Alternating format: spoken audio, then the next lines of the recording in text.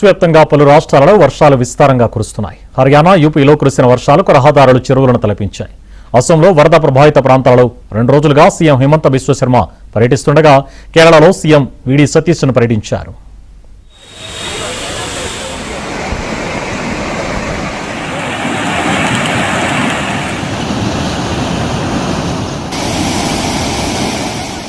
దేశవ్యాప్తంగా వర్షాలు బీభత్సం సృష్టిస్తున్నాయి. ఉత్తర భారతం నుంచి ఈశాన్య రాష్ట్రాలు, దక్షిణ భారతం వరకు భారీ వర్షాలు, వరదలతో జనజీవనం అస్తవ్యస్తమైంది. హర్యానాలో ఎడతెరిపి లేకుండా కురుస్తున్న భారీ వర్షాలతో పలు ప్రాంతాలు జలమయమయ్యాయి.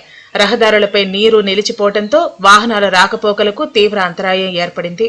లోతట్టు ప్రాంతాల్లోకి వరద నీరు చేరటంతో ప్రజలు అప్రమత్తంగా ఉండాలని అధికారులు సూచించారు. సహాయక బృందాలు పరిస్థితిని నిరంతరం పర్యవేక్షిస్తున్నాయి.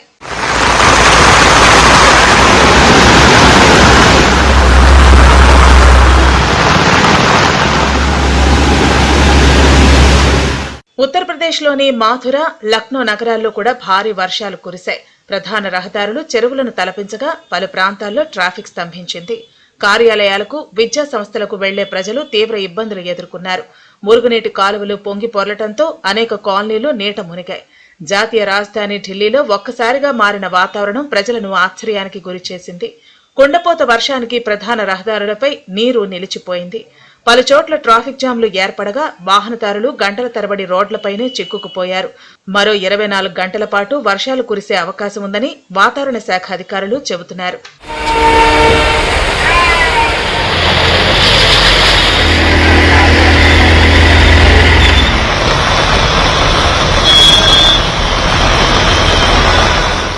మరోవైపు అసోంలో వరద పరిస్థితి ఇంకా ఆందోళనకరంగానే ఉంది. ముఖ్యమంత్రి హిమంత బిశ్వ శర్మ శివసాగర్ జిల్లాలో పర్యటించి వరద బాధితులతో నేరుగా మాట్లాడారు.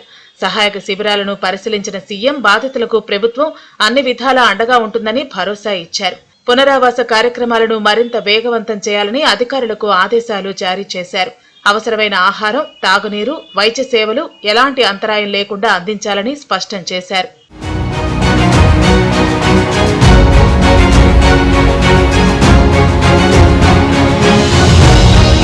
ఇక కేరళలో వరద ప్రభావిత ప్రాంతాల్లో సహాయక చర్యలు కొనసాగుతున్నాయి.